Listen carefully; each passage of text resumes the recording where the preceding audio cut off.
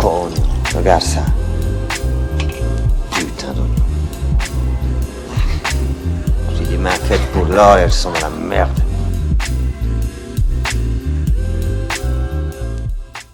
Salut tout le monde et bienvenue sur l'écran fou. Et aujourd'hui, faisons-nous un peu plaisir. Et oui, parce que bon, au bout d'un moment, ça suffit un peu de se taper des douilles à répétition, que ce soit au ciné ou en streaming. Avec ici un peu de cinéma qui en vaut le détour, du moins vu de ma fenêtre, puisque cette semaine voit la sortie de Better Man, donc sorte de biopic au relent de comédie musicale sur Robbie Williams. Et là, je vous vois arriver sans la moindre subtilité. Oh non, pas encore un biopic musical, et puis en plus déguisé en comédie musicale. Bon, c'est bon quoi, on a vu le résultat avec les derniers films du genre. Et puis en plus sur Robbie Williams, comme si sa vie était passionnante à raconter. Et en cela, je vous répondrai oui, oui et triplement oui. Je suis d'accord avec vous dans le sens où les biopics sur les chanteurs, on en a bouffé plus que de raison et on n'a pas fini, puisque fin du mois, on a une sortie de Un parfait inconnu qui va retracer la vie de Bob Dylan. Courant de l'année 2025, on aura également le biopic sur Michael Jackson, ou du moins je crois que c'est sa première partie, parce qu'il me semble qu'il est en 2 parties. Je suis également d'accord avec vous sur le ras-le-bol lié aux comédies musicales, et je dis ça pourtant, j'adore et les biopics et les comédies musicales. Et bon, on est d'accord aussi, pareil, que dans le cas de Robbie Williams, mérite-t-il d'être traité à travers un film? Voilà, de base, je dirais sans aucune difficulté que non. Et en fait, Better Man va prendre un malin plaisir à dynamiter toutes nos idées reçues sur ces points précédents. Parce que, primo, effectivement, on a bouffé tellement de biopics aseptisés qui caressent dans le bon sens du poil leur star, qu'il en suffit finalement d'un seul qui décide de sortir des sentiers battus pour faire la différence. Et Better Man va en faire partie. Secondo, pour ce qui est de la comédie musicale, effectivement, on a voulu tellement jouer avec le genre pour vendre des trucs, mais tout et n'importe quoi, allez au hasard, Joker 2, mais sans en comprendre les codes. Mais et si finalement on était face à un film fait par un mec qui justement sait de quoi il en retourne pour pouvoir en faire quelque chose d'efficace, eh bien Better Man en fait partie là aussi. Et tertio sur le fait que est-ce qu'il faut que la star dont le film va traiter soit une icône incontournable avec un passé absolument hors du commun. Enfin, je veux dire, moi-même, j'en ai absolument rien à carrer de Robbie Williams, très clairement. Et je trouvais même limite débile de vouloir faire un biopic sur lui alors que le mec est encore vivant, il a que 50 ans, tu vois. Mais au final, quand tu as une star qui accepte que le film qui va traiter de lui le foute littéralement à poil sans la moindre concession, plutôt que d'en dépeindre une jolie fresque qui lui jette des bouquets de fleurs, eh ben oui, ça peut faire la différence. Et là aussi, Better Man va s'y atteler. Donc Better Man, film mis en scène par Michael Gracey, qui effectivement est pas un nobody, puisque le mec a déjà réalisé The Greatest Showman, qui d'ailleurs pour moi fait partie des dernières bonnes comédies musicales, et en plus offrait un des derniers bons rôles à Hugh Jackman. Bon, il a également fait le docu sur Pink, et le mec avait déjà bossé sur les premières ébauches de Rocketman. Donc le genre musical, ça le connaît, et en plus, c'est pas un manche. Et le mec a clairement décidé de rester sur cette même énergie qui caractérisait Greatest Showman pour dépeindre ici la vie de Robbie Williams, bien que le film, dans sa trame, voilà, puisque Gracey en est aussi le scénariste, va pas briller pour son écart en termes de construction narrative. Enfin, je veux dire par là qu'on retrouve tous les poncifs du genre avec la même subtilité. Entendre par là, pas beaucoup justement. Donc voilà, la jeunesse difficile, les débuts de carrière prometteurs, la chute, le tout saupoudré des problèmes familiaux habituels et une vie de couple qui va se révéler compliquée. Sans oublier évidemment l'ingrédient imparable, la confrontation de la star à ses démons, puisque oui, les stars ont toutes des démons intérieurs. Et puis tu rajoutes effectivement l'éternelle rédemption des biopics de base. Le film coche absolument toutes ces cases, voilà, des ingrédients typiques du biopic, très clairement. Mais, finalement, pour en pondre une recette totalement différente.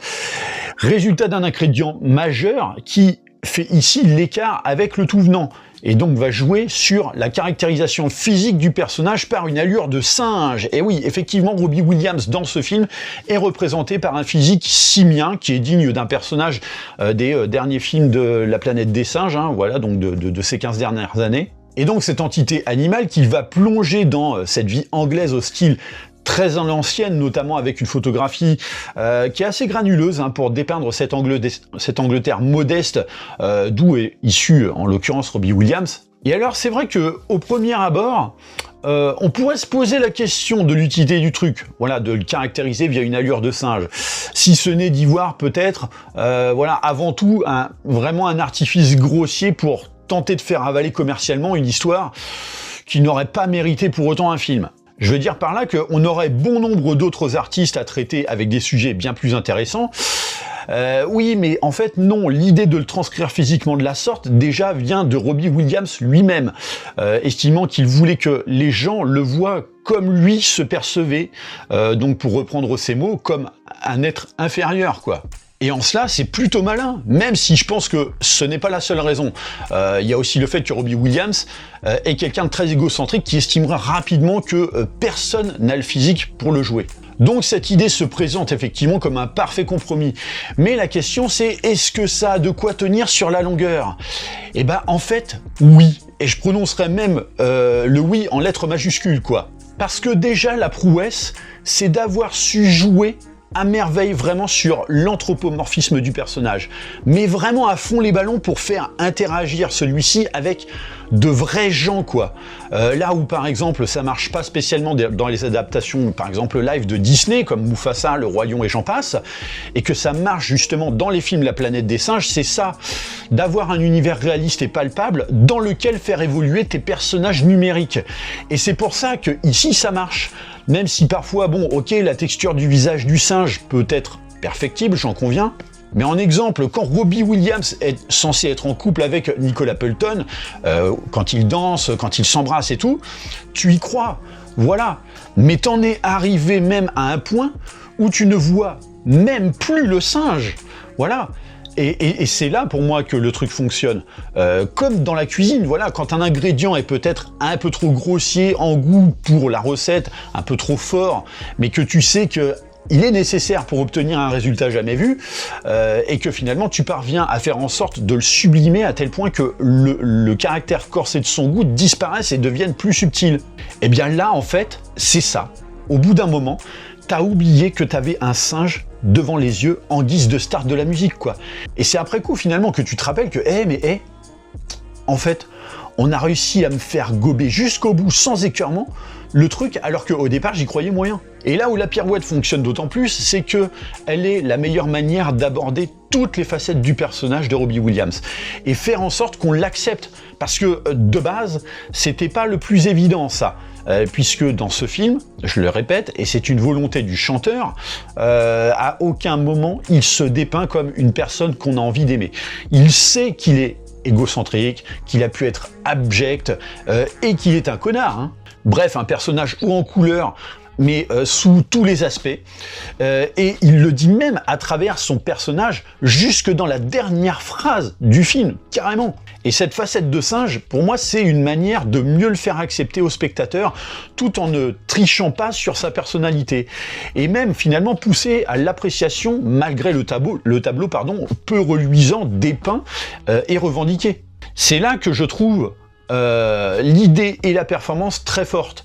Et le film justifie aussi cet emploi de motion capture via l'idée que le chanteur en question est une sorte de phénomène de foire, un animal qu'on contemple et qu'on admire dans un zoo, quoi.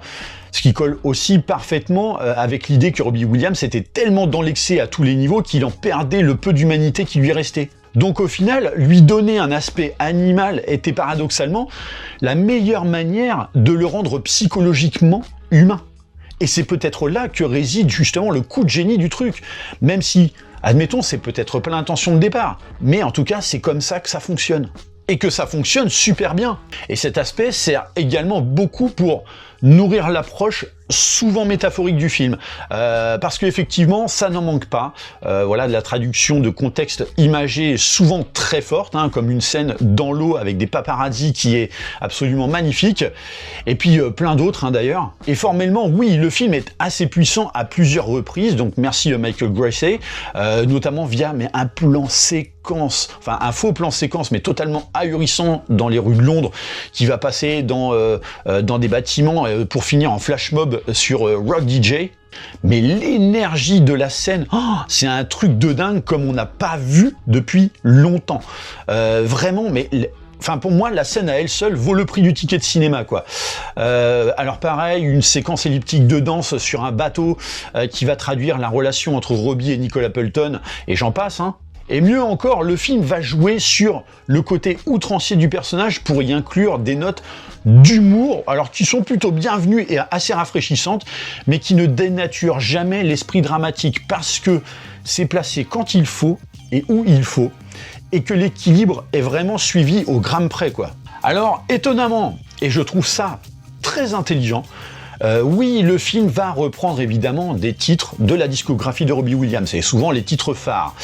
Évidemment, mais jamais d'une manière qui va respecter la chronologie. C'est-à-dire que contrairement par exemple à un Bohemian Rhapsody, qui enchaînait chronologiquement les titres majeurs pour en raconter leur conception, vu que c'est ni plus ni moins que l'un des seuls trucs que le film racontait. Et ici, les titres seront exploités de manière totalement anachronique, mais parce qu'ils ont pour but avant tout de caractériser l'état d'esprit dans lequel est Robbie Williams dans l'instant du film, et non pour apporter une orientation chronologique. Alors évidemment, le film n'échappe pas à la récurrente prise de liberté typique des biopics ou films qui racontent une histoire basée sur des faits réels, notamment au service de la narration, mais afin de la rendre plus fluide. Donc bon, j'imagine que les fans du chanteur qui connaissent bien sa vie pourront sûrement tiquer là-dessus. Bon, moi, je n'en dirai rien pour ma part parce que je connais pas assez l'énergumène. Si ce n'est que j'apprécie qu'un film n'en fasse pas systématiquement l'éloge perpétuel. Effectivement, bon, on l'a vu notamment à travers bon nombre de biopics ces 10-15 dernières années où on caressait dans le bon sens du poil la fameuse star qui était traitée par le film parce que systématiquement, on a beaucoup de mal à dépeindre un aspect négatif de certaines personnes qui sont idolâtrées. On a peur effectivement de froisser les fans. Et puis il y a aussi ce côté, les personnes qui produisent le film sont des personnes rattachées directement à la star. Coucou le biopic de Bob Marley. Même si effectivement ici on finira quand même avec la fameuse rédemption typique des biopics. Néanmoins, là où j'ai un hic avec ce film, parce que oui, j'ai beau être dithyrambique, il y a quand même un petit truc qui m'a chiffonné. C'est dans la traduction des démons et autres névroses du chanteur, qui à mon sens en deviennent vraiment excessives et outrancières à tel point que tu sens le truc inclus au forceps pour être sûr d'avoir cet ingrédient nécessaire à la recette. Donc, outre l'aspect, la drogue qui effectivement a été prédominante durant une bonne partie de sa carrière, vraiment c'est cette psychose de voir son propre reflet qui lui dit que en gros il est nul en permanence, quoi. Et malheureusement ça revient tellement souvent qu'on le digère plus au bout d'un moment. Même si en revanche la manière de nous traduire comment il y fait face à la fin est particulièrement savoureuse. Pour le reste, bon, ça joue super bien, et notamment Steve Pemberton dans le rôle de son père, qui est central évidemment dans l'histoire, puisque, et d'ailleurs le film le dit, c'est grâce et à cause de lui que Robbie Williams est ce qu'il est. En revanche, chose que j'ai fortement appréciée, donc première fois depuis bien longtemps qu'un biopic sur une star de la musique met les pieds dans le plat, en rappelant que être une star, ou une icône et tout ce qu'on veut, ça reste une identité de façade, et que le luxe qui est rattaché n'empêche pas ces gens d'être des humains totalement faillibles, surtout quand tu as toujours vécu avec l'idée de vouloir être quelqu'un, et notamment aux yeux des autres, et que la peur de l'échec t'est restée, justement. Et le film de savoir pousser son personnage principal dans ses retranchements en la matière, et plus encore quand il n'est pas quelqu'un de spécialement sympa, quoi. Voilà ce genre de choses qui fait que, malgré toute l'aversion qu'on peut avoir pour le personnage, parce qu'il s'est montré particulièrement détestable, et qu'on te le montre clairement, ce genre de discours nous ramène effectivement à la compassion pour lui. Et c'est en cela que le film et le personnage, malgré tout ce qu'on aurait pu croire de base, en devient complexe et permet de bâtir un biopic solide, une comédie musicale forte, et de justifier l'existence d'un film sur Robbie Williams. Parce qu'il ne fait pas les choses comme les autres. Parce que, dans cet amas de biopics de ces 10-15 dernières années, lesquels finalement sortent leur épingle du jeu. en conservant les ingrédients de base, mais avec un truc en plus pour un résultat autre. Voilà, bon, on l'avait vu avec Rocketman et sa narration psychédélique, sur Elvis, à travers la narration de celui qui, entre guillemets, était l'ennemi d'Elvis, donc son manager. Originalité également de mise dans Piece by Piece, donc le biopic sur Pharrell Williams qui était dépeint via des Lego, donc qui était sorti l'année dernière. Et donc ici, avec Better Man, grâce à cet artifice de caractérisation physique qui finalement va bien au-delà du simple gadget commercial.